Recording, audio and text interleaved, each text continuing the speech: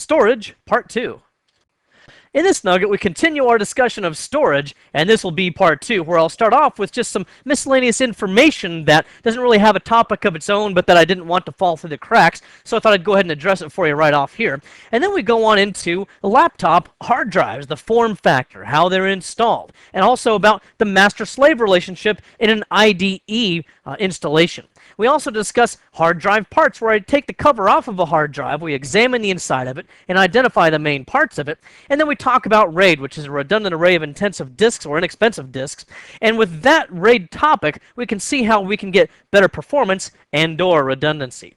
We also discuss SCSI, which is normally a high-end workstation and more likely server topic, where we can take multiple hard disks and attach them to a chain to get great performance out of them, and often RAID and SCSI go hand in hand. All right, before we get started here, continuing our discussion of hard drives, let's just all agree that, man, there's all different kinds of acronyms and terms and different kinds of configuration and things to consider. And as a result of that, I want to make sure that we're a little bit clear on some of the different kinds of things here before we move on. So I want to just clear up with some miscellaneous comments. Particularly from our last nugget, you might have heard me refer to drives as IDE or Enhanced IDE or Integrated Drive Electronics, Parallel ATA, ATA, ATAPI. I mean, there's all different kinds of terms. First of all, let's just assume, for our purposes, that these are all synonymous terms. Yeah, they have different purposes and everything, but they all relate to those 40-pin connectors that we've had on drives for a long time, and they're generally speaking going to be the same kinds of things. Some of these are just different iterations. For example, there's different ATAPI versions or ATA versions like ATA 3, ATA 4, ATA 5, ATA 6, and so those have graduated into different versions, but AT attachment is the basic idea there. And ATAPI is ATA Packet Interface, just another acronym. We don't really have to be concerned about that, though. It's just all the same thing. Parallel ATA, this is kind of interesting. This actually did not exist until Serial ATA came out. But guess what? Serial ATA and Parallel ATA are not the same thing. The only reason why Parallel ATA became an acronym is it was kind of a retroactive reference.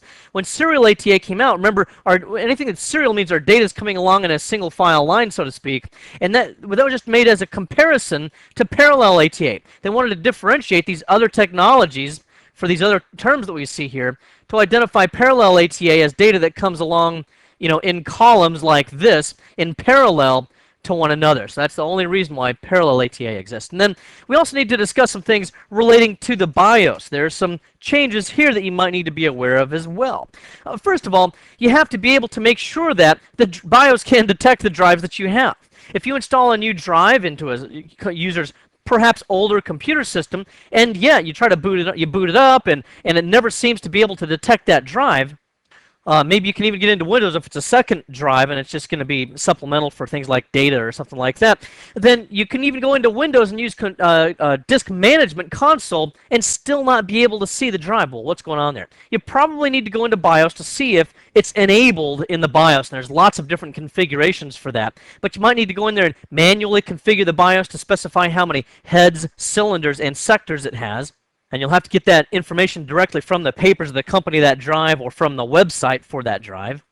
Or it might have just been disabled. Normally, most current BIOSes and current systems, and I mean anything in the last several years, will have an auto setting. If you just set it up as auto in the BIOS, it's going to detect those drives. And then you may also run into an issue with large hard drives where they don't report the correct size. So, for example, if I install a 200 gigabyte hard drive in my computer, maybe it's just a second hard drive, I've already got the operating system on one drive. This is just for additional data and stuff that I want to put on there. But the system only sees 504 megabytes there. Well, what could that be? Or it might show 528 megabytes. It just depends on the conditions. These will both actually be the same hard drive. It just depends on how the storage is reported. If it reports a megabyte as 1,024 kilobytes, then it will equivocate to 504 megabytes. But if it shows a megabyte as 1,000 kilobytes, and that's what most hard drive manufacturers do because it makes their drives appear to be larger, kind of a little trick there, then what happens is it'll appear as this size. Well, the reason why this might appear as these smaller sizes instead of the installed size is that technically your BIOS is only able to recognize 1,024 cylinders, 16 heads, and 63 sectors per track, and 512 bytes per sector. At least that's true of really old BIOSes. And as a result, when you do all the math and multiply all the heads and cylinders and sectors and all of that, it can only add up to 504 or 528 megabytes, depending on the calculation.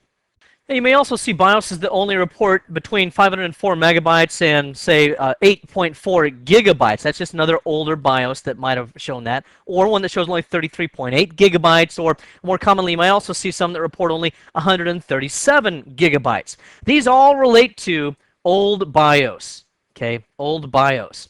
And so what we need to do is to resolve that by doing a number of different things. One of the things you can do is to just see if there's a newer BIOS. Okay, new BIOS, if I can write here, new BIOS. And you can just download a flash update from your motherboard manufacturer and see if there's a way of updating your BIOS. Alternatively, you can also use software, and a lot of times these larger hard drives will come with a CD that includes software on them that you can use, and it has a way of working around the old BIOS limitations. So you could do that. I don't prefer that method, but it's just an option. And then finally, you can also just use a separate ATA controller of some type. And you can just buy these ATA controller. I'll just put control because I'm out of space. An ATA controller, they put into usually a PCI slot, and it will have a couple of connectors for IDE drives. The added advantage of this as well is that you can use them for RAID, which we'll be talking about in this nugget. But you can use it for RAID purposes as well. And then finally, you could just get a new motherboard. That's probably going to be a good idea. If you've got an old BIOS like this, it's probably going to be older in other respects too, only able to accept slower processors, only able to accept a limited amount of memory and limited technology of memory. So that might just be a better option. And then also, once you get your drives all set up, you might not be able to boot it. It just doesn't seem to be able to recognize any operating system. One thing you want to check for is whether or not there's an active partition. You see, normally when you install Windows, it will automatically mark the partition that it's installed on as its bootable system drive as the active partition. But if something interrupts that process, or if through other troubleshooting methods it's actually accidentally been removed as the active partition, you can go back into your system and mark that as an active partition. Now you can do that using third-party software, or you could even do that using an fdisk command, which I showed you in the last nugget. You could even boot from a DOS floppy disk, even if the hard drive is NTFS. This will be okay in this case.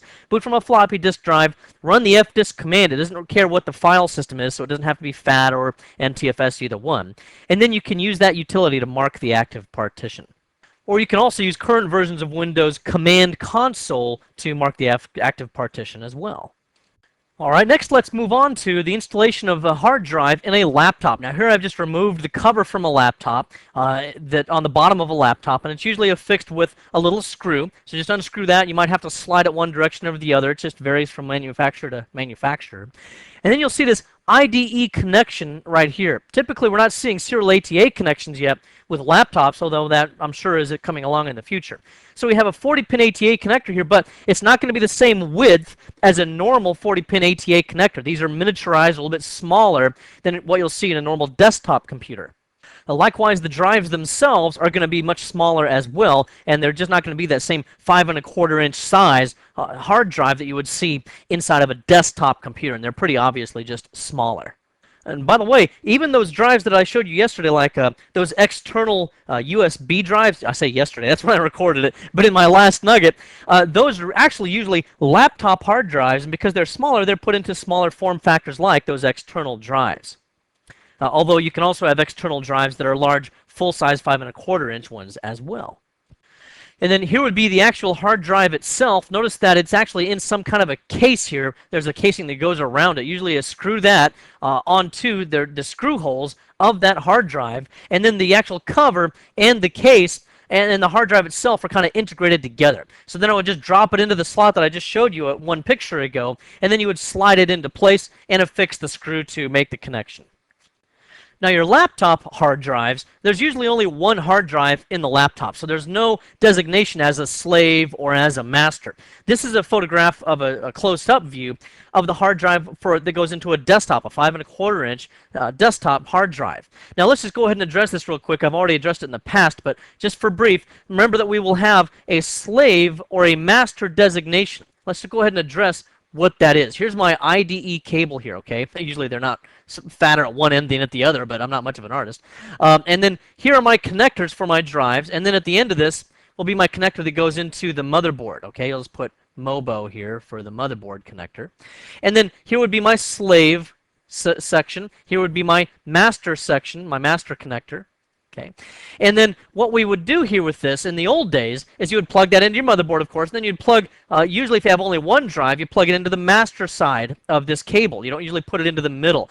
You could in many instances, but it might cause some confusion with the system and it might not detect it properly, so we usually have a single drive on the master position. Now, I would have to designate that by moving the jumper here to the master pinout that we see here. And we can also see kind of an imprint here for the 2 pins here for this jumper that goes on master. We'd do that in the old days. And if it was a drive that went out to the slave position, so I already had one on the master, and I was installing a second drive on the slave position, and that can also, by the way, not be a hard drive. It might be a CD or a DVD, ROM or burner. Then I would move this jumper here to the slave position that we see here. Again, that was something we had to do pretty much in the old days. But later on, and in recent years, we also have this option here, Cable Select, which is where I have the jumper all the time on all of my drives and DVD and CD drives, because the Cable Select will automatically detect where that drive is on this cable position. If I have it on Cable Select and I put it on the master position, it'll automatically be detected in the master position. Or if I have it in the slave position, it'll automatically be detected there as well. CS or Cable Select is really the easiest and best way to go with any kind of current hardware. The only time I would manually put this on a slave or a master position is if it does not seem to detect it properly on Cable Select, and that might be the case if a customer brings to me an older computer that doesn't really work very well with Cable Select, then I might manually choose those settings, but we don't normally have to do that anymore. All right, and then just for sake of reference, I've got a laptop hard drive photograph here for you, and you can't really tell how big it is, so I'll just tell you right now, we usually refer to these as 2.5-inch hard drives, which refers to the diameter of the platters inside of it, just the same way that a 5.25-inch hard drive would refer to the diameters of the platters in a full-size desktop hard drive. In terms of the actual dimensions, it's about 2 3/4 inches this way and almost 4 inches this way, and it's 0.37 inches in thickness usually.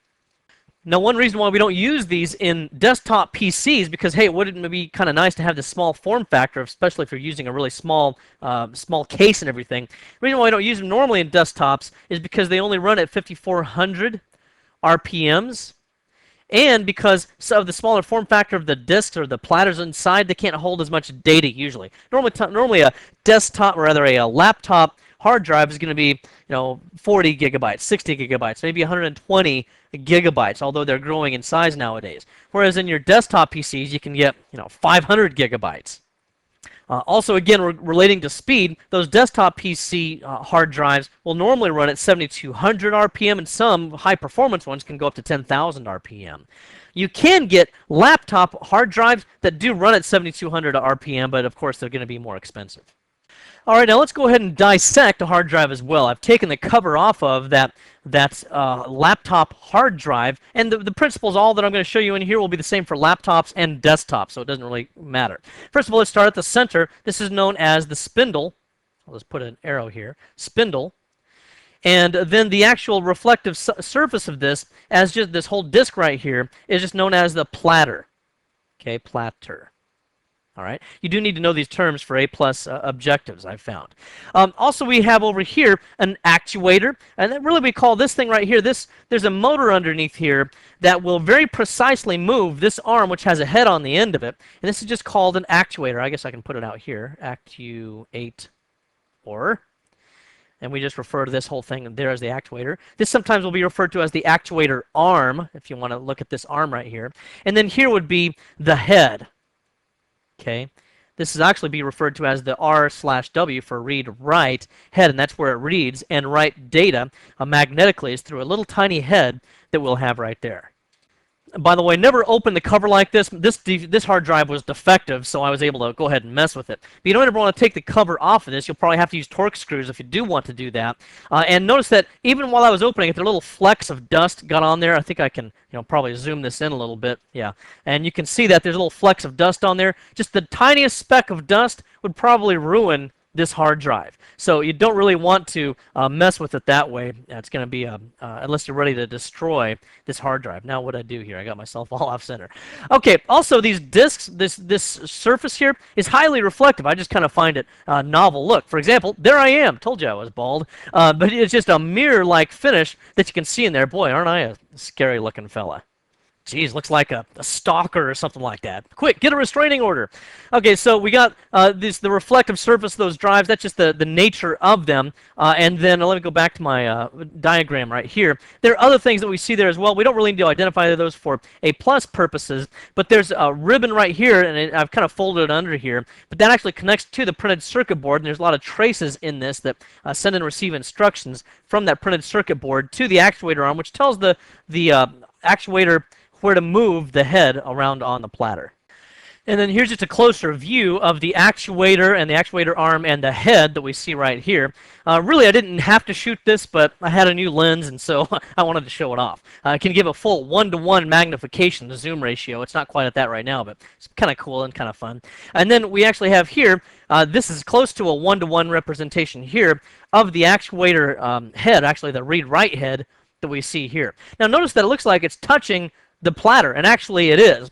And that's okay while the power is turned off, but when this turns on, the power turns on, these heads unpark. They're called parked heads when they're laying out flat here, and they will be unparked, and there will be a thin cushion of air that just the rotation of the drive will help to keep this thing aloft, and then it will magnetically read and write data from this head onto this magnetic media, and that's what the platters are. They're all magnetic media. Also, by the way, let me go back to this picture here. This might show it a little bit better or not. But there's multiple heads. You see, if you look carefully down here, here's only our first head and actuator arm. Here's actually another actuator arm, another actuator arm, another actuator arm. There might be another one under there. I just can't see it. So there's at least 4 actuator arms here, and that means that there's going to be 4 read-write heads as well to be able to read the data to and from the multiple platters that we have inside of this system. All right, now before we get into our discussion of SCSI technologies, I want to first of all talk about one of the reasons why you frequently want to use SCSI, and that will be for purposes of RAID, which is a redundant array of inexpensive disks. Although some people also call it a redundant array of independent disks. You don't need to memorize either one of those for sake of the A+ exam. But what the technologies will do is do things like this. First of all, there's something called RAID 0, and the colloquial term for that would be a striped set. This means that I can use multiple disks to get collective storage. I can get an aggregate of storage from multiple disks, and I can also aggregate their performance together with 2 or more disks. Let's just say we got 2 disks right here.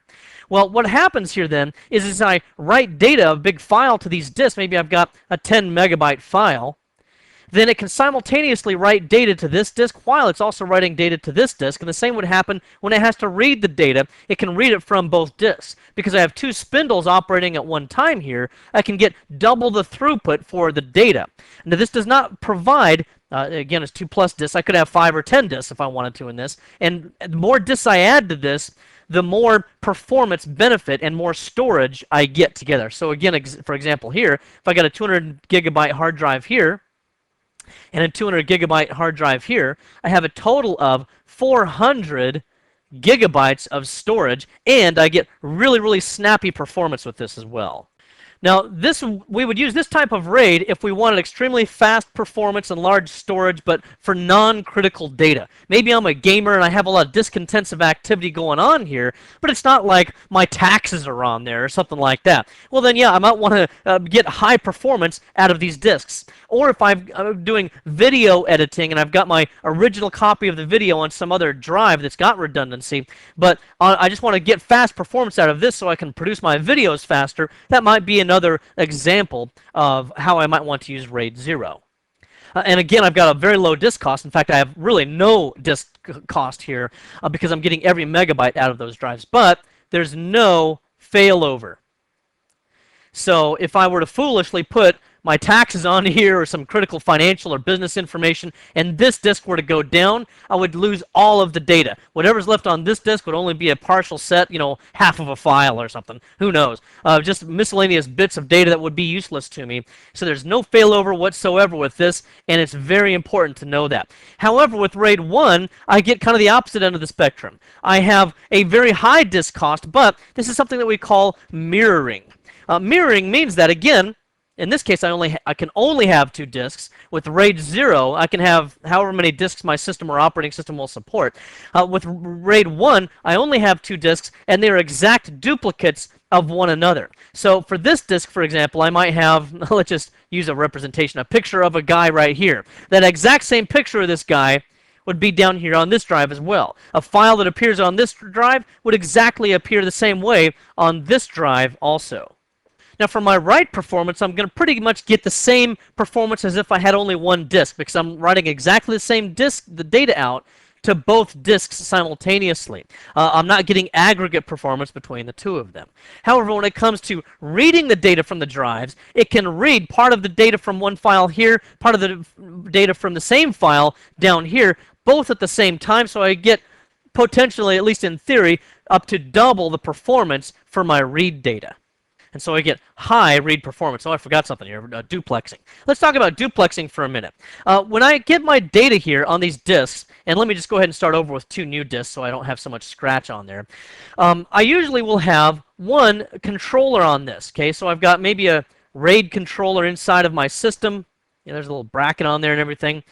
Looks kind of like the Big Dipper or something, but you get the idea what I'm trying to do here. Well, this has a connector, usually a SCSI connector, to this hard drive, and a SCSI connector that also goes to this hard drive here. Okay, and usually they're on the same cable, but in a logical sense, I'm just writing 2 separate lines there to represent that I have one connection to this RAID controller.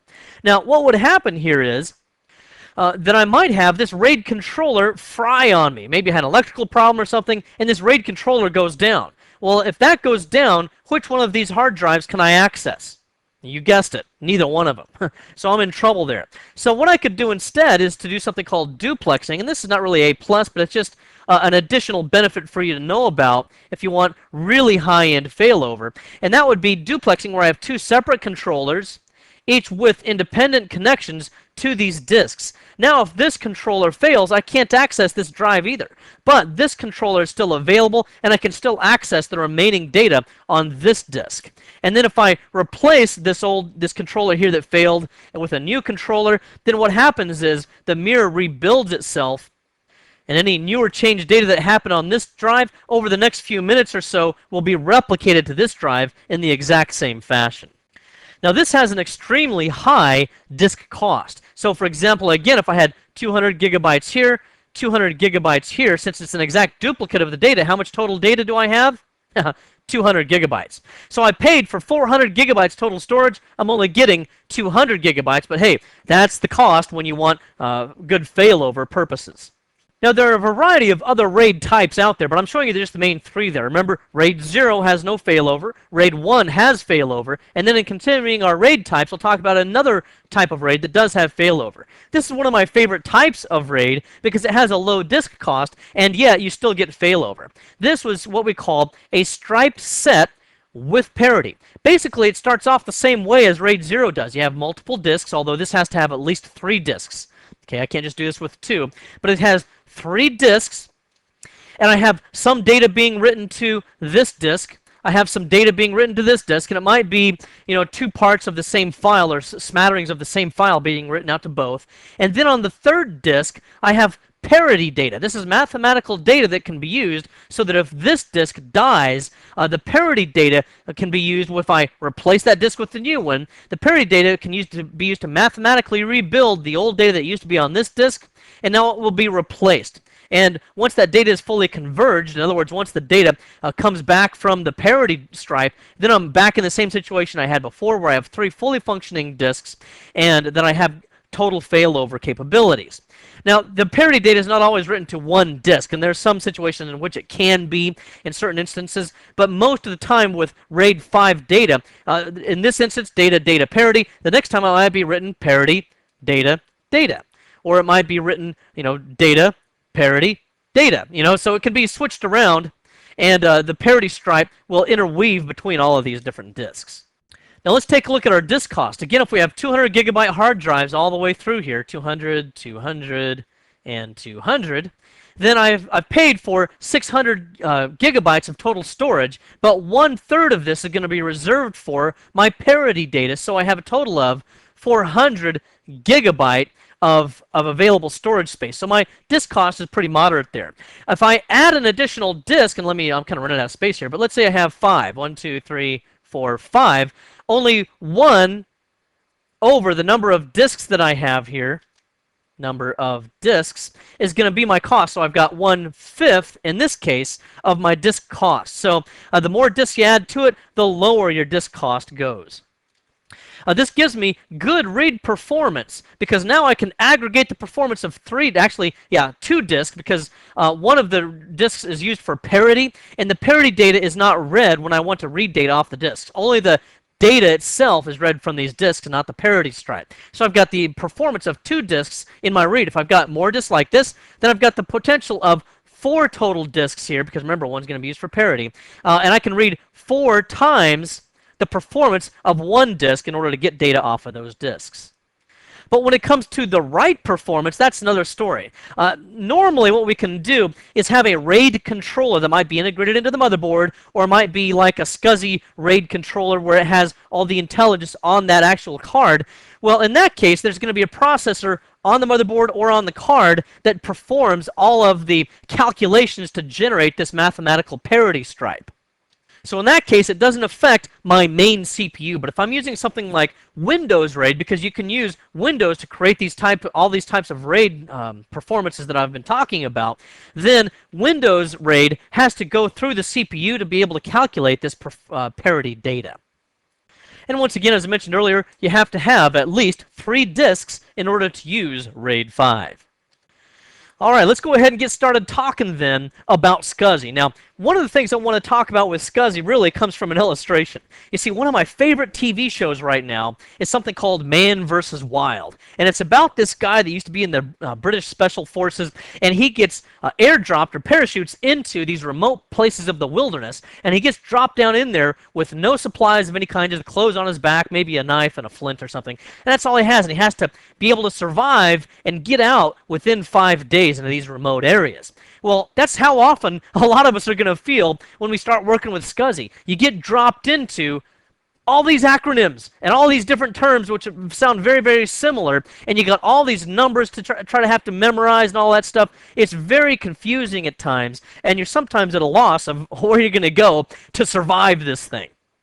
And that's why I've created yet another document for you called SCSI Stats, and this is available again also for you up on www.nuggetlab.com.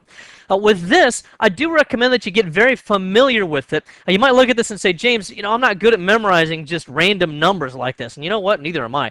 This is a lot to memorize, and it would be kind of difficult to memorize. Here's what I recommend that you do. Get yourself very familiar with it. It's kind of like this. I know a lot of bankers have told me that when they go to work as a teller in the bank, they have to be able to detect counterfeit bills. Well, they're not able to identify exactly every detail of a bill because they're very intricate. However, they become so familiar with the real dollar bills that when someone hands them a counterfeit bill, they can often tell by the look and feel of it that something's fishy with it. It just doesn't look right. And then they can have that verified.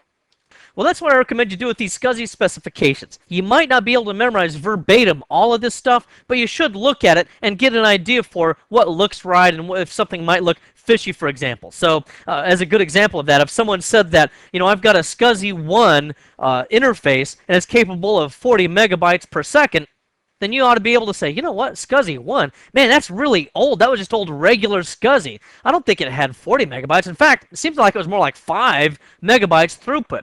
Well, you want to be able to figure out what might be fishy there. But I will help you with some memory things that will help you with this. So, for example, let's look at some patterns with this. Notice that if I have a bus width, and this is 8 bits wide, similar to other things that we've talked about that have a certain bit width on the motherboard and the like. This is like an 8-lane highway where data can be sent and received. Anytime you see a bus width of 8, the maximum devices that it can hold is also going to be 8. Okay, so that's a happy coincidence that we have there. Anytime it says bus width of 8, maximum devices of 8. Anytime it says bus width of 16, then the maximum devices that it can hold is also going to be 16. Now what you do with SCSI, let me pause here just a moment to go over this a little bit more. You can attach multiple devices to it. For example, remember with IDE, you can only put 2 drives on an IDE cable. And one of the disadvantages there, by the way, is that if I've got, let's say, my main system and boot hard drive on the master, and I've got my CD-ROM on the slave, and now I want to try to burn a CD, guess what's going to happen? On an IDE connection, the system can only handle 1 drive at a time, and it'll severely affect my performance. With SCSI, I can have pretty well independent access across all the devices on my SCSI chain, so I can have multiple drives attached to it without them affecting the performance of one another and the whole system overall. So in fact, I could put up to 16 devices on some of these chains, and I can daisy chain them all together and without really affecting negatively the performance of my system. Also, if I have a bus width of 8, then my cable pin count is always going to be 50, and if I have a bus width of 16, my cable pin count is always going to be 68. Now, there's a number of different kinds of connectors and cables out there, but as far as the pin count goes, we do have that kind of consistency. Another important thing to know about is the maximum length of the cable, and here we can just kind of see that these will vary. There's not really always a fixed pattern for some of these things. Except that high voltage differential cable, and this kind of cable, single-ended, high voltage differential, and low voltage differential, relate to the kind of signals that it sends through the cable, and it uses these electrical signals to be able to communicate with the devices. So in any case, there's several of those 3 different types. The single-ended cable is going to be, in this case, or generally, a shorter cable length. So example, for here I got only 6 meters. For this one I've only got 3 meters. Notice that single-ended seems to be shorter than some of these others, which can go up to 25 meters. So single-ended generally will be a shorter length. The high voltage differential can go up to 25 meters, by the way. However, I don't know why I can't seem to select that, but it'll only go up to 25, but it'll only go to 25 if there's a single device attached to that SCSI chain. If there's more than one device attached to the SCSI chain, you have to go shorter. And then with these low voltage differentials down here, notice that they can always go up to 12 meters in length.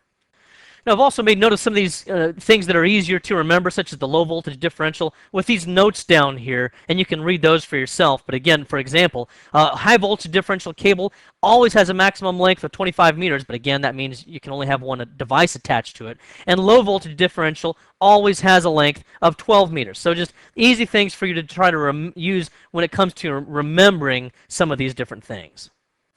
And then going back here to the top, you'll notice that there's several different types of SCSI. SCSI 1, SCSI 2, and then there's 2 SCSI 2s. And then there's a whole bunch of different SCSI 3s. Well, what's that about? Well, again, just kind of like the same with IDE or an ATAPI and all of that, there's different standards or there's different names for a lot of this different stuff, and you just have to kind of get familiar with it. Now, for purposes of the exam, and I'm not saying this from first-hand experience, I'm just saying it because it would be obvious, they're not likely to put on there, how fast is Ultra 160 SCSI? Well, the answer is right there. It's 160 megabytes per second, right? So they probably would not match that up. Likewise, they would not say, how fast is Ultra 320? Well, again, the answer is right there. It's 320 megabytes per second. So they'll probably more likely say, how fast is Wide Ultra 3 SCSI? Well, then you would have to memorize that it's 320 megabytes per second. But once again, just become very, very familiar with this table so that you can identify what might be fishy and what might make sense and what might not. And I've talked a little bit about the signaling methods there as well that are used to communicate on the SCSI chain. Here's just some symbols that you might want to look at. This would be a symbol if you look at a connector of some kind and it has this symbol on it. That would identify that as single-ended. This would be high voltage differential, also known as just diff or differential. A low voltage differential and low voltage differential, and it can be switched to use either method, low voltage differential or single-ended. And then here's just a couple of photographs. This is one of my own photographs of a 50-pin SCSI cable. Again, you can see that this one's round, but typically SCSI is going to be flat ribbon cable. I just got this from a specialized provider that makes them in round cables to make them easier to work with in the case. If you thought IDE cables were tough because they're wide and block airflow, wait till you start working with SCSI cables because, man, they're a real mess. Plus, you can attach 7 devices or more on a lot of those SCSI cables. For example, I think I got another one here. Let's go ahead. Yeah, here's another one. Look how wide that one is. So they get pretty wide, and notice how many different connectors are on this thing.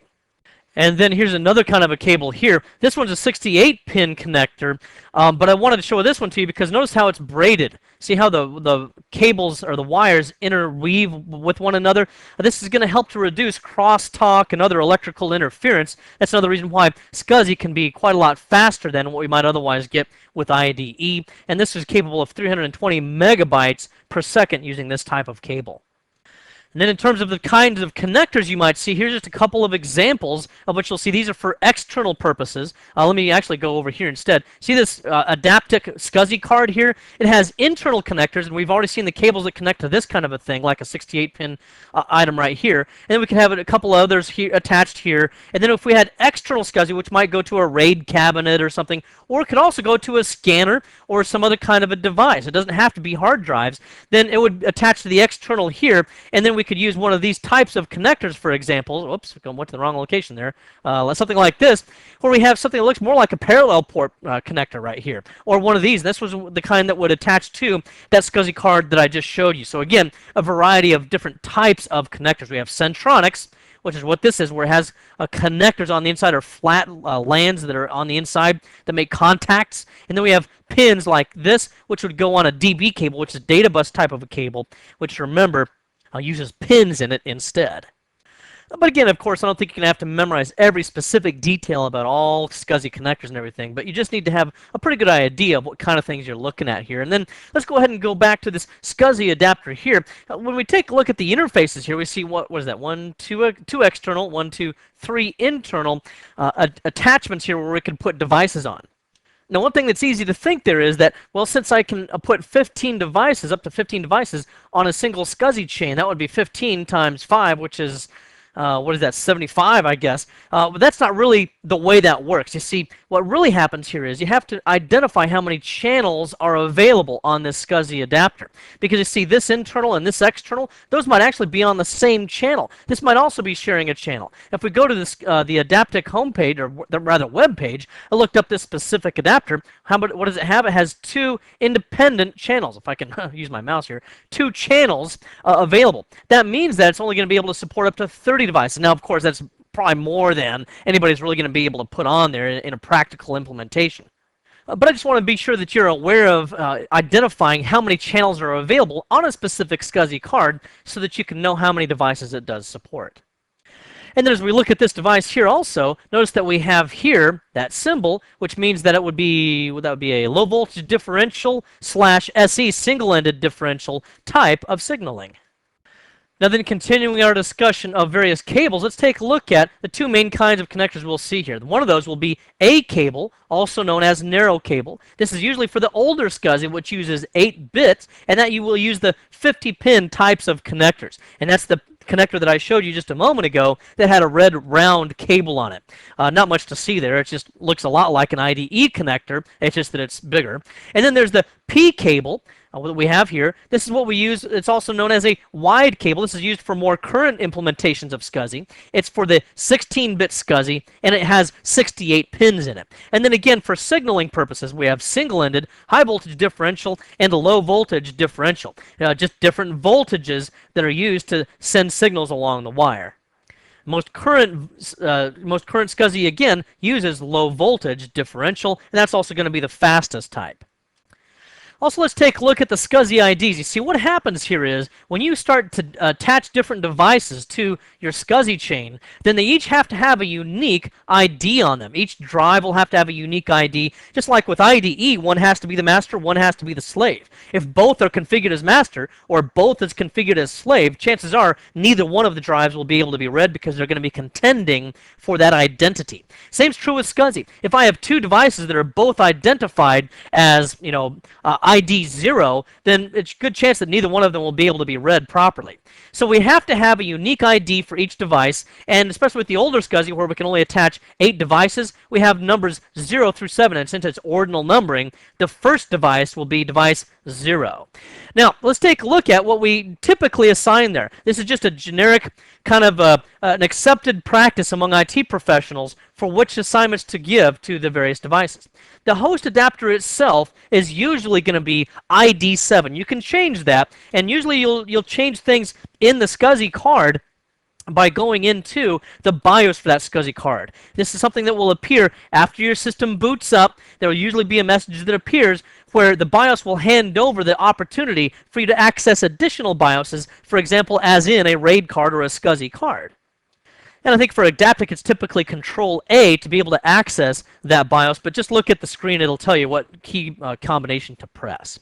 So I'll usually assign my host adapter 7, and then my boot drive or boot device is typically going to be assignment 0. So SCSI ID 0 for my boot device. Now there's an order of priority there as well. The higher the number here, the higher the priority. So the highest priority will be the host adapter itself, and then it moves on down. I can have another drive here, a scanner here, some kind of an external burner here, CD or DVD burner maybe, maybe some other hard drives here, and then my boot device would be on this one. So they go down in order of priority. Normally for SCSI though, you don't usually have too much contention with these things, but if one of the devices has to absolutely have the highest priority, you would give it a higher number. And then for larger SCSI where you have additional devices you can put on there, you've got 0 through 15. Remember, that's a total of 16 devices. And then our priority starts off the same way here, 7 at the highest, 0 at the lowest. And then you have additional devices here that we can also assign, 15 down through 8.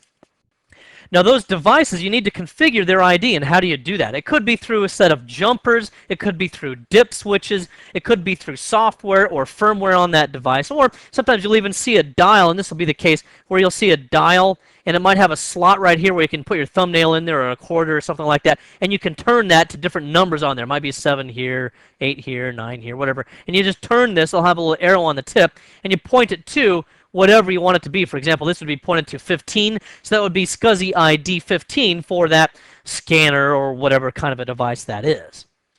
Now finally, you might have heard that, you know what, I can use RAID with IDE. I don't have to have SCSI, right? So what would be the big advantage of using SCSI over IDE? Well, first of all, with SCSI, you get simultaneous read and write, whereas remember, with IDE, it can only read or write from one drive at a time. So you get a huge performance penalty there with IDE. In fact, I'm even using separate channels for my IDE CD-ROMs and burners, and yet, anytime I'm burning a CD, my whole system slows down dramatically. So it's a real big problem in terms of performance there. Also, there's that RAID performance. Again, because of the simultaneous issue there, with RAID, I might have 5 hard drives on a SCSI chain, each one of them able to access pretty well the full performance, and not having to wait on the other drives to finish doing whatever they're doing. So I get high performance out of RAID with this, and that, of course, just means that they're going to be fast. Also, SCSI drives tend to be faster as well. Part of it has to do with the driver electronics, part of it has to do with the mechanical design of them, and a lot of times SCSI drives are 10,000 RPM, and some of them are also even 15,000 RPM, and that's because they need to have extremely fast throughput for server performance most of the time. The cable length is also going to be a big advantage. With IDE, I'm limited to 18 inches. With SCSI, I might even be able to go out to 25 meters. Heck, 25 meters. That's a long ways. I can't even run that far without getting winded. I can't even run 10 meters, I don't think, without getting winded. I just celebrated my 44th birthday, so maybe that's part of it. We also have data integrity with SCSI. IDE has very limited, actually no, data integrity whatsoever. SCSI does have some built-in facilities to be able to detect an error in the data and to be able to correct it on the fly. And also, with SCSI, this is another big one, especially in server rooms, it's hot swappable. So if I have 2 hard drives here, let's say in a RAID 1 array, what's RAID 1? Anyone? Anyone? Yeah, mirroring. So if I have this hard drive blow up on me, well, users can still continue to access this one and still be able to pull data off of it, just like they normally would be able to. They would not even know that there was a problem. So I run over to the cabinet. I get out a hot spare. I get out a spare drive. I plug it back in here, and I can do all of this without turning off the server. I just pull one out, plop the other one in, and we're back in business. And all I have to do is to wait for this new drive to resync with the existing drive so that it transfers the data up to it. Whereas if I was in an IDE situation, then what I would have to do is I would have to power down the server, pull out one drive, put in the other drive, and then power up the server. And for server rooms, especially in e-commerce types of situations and the like, that's not acceptable because every time I turn that server off, I'm losing money and productivity. In this nugget, we discussed storage, and this was part 2, where I started off with just some miscellaneous information about hard disks that I wouldn't want you to miss and wouldn't want that information to fall through the cracks, but which is still important. So I covered that as well as laptop hard drives. Remember, we looked at how to actually install a laptop hard drive. It's not too complicated or too difficult, and they can only go in one way usually, so you can't really install it upside down or something like that. And we also talked about the master-slave relationship between IDE drives. Remember, the hard drive or device that appears at the end of the ID chain is the master, and the one that's in the middle would be the slave. We also took a look at the various hard drive parts internally so that you would know what the actuator was and what the read-write heads were and what the platters were and the like. And we also discussed RAID, which remember is a redundant array of inexpensive disks, and that's useful for being able to give ourselves failover as well as improved performance in many instances. We also took a look at SCSI, which is an alternative to using something like IDE, the advantage being that we get more dedicated performance out of each hard drive and they're not having to wait on one another, so it kind of goes hand in hand to use SCSI in a RAID solution because you get extremely high performance out of them. But again, SCSI is normally most useful for high-end workstations and servers. Well, I hope this has been informative for you, and I'd like to thank you for viewing.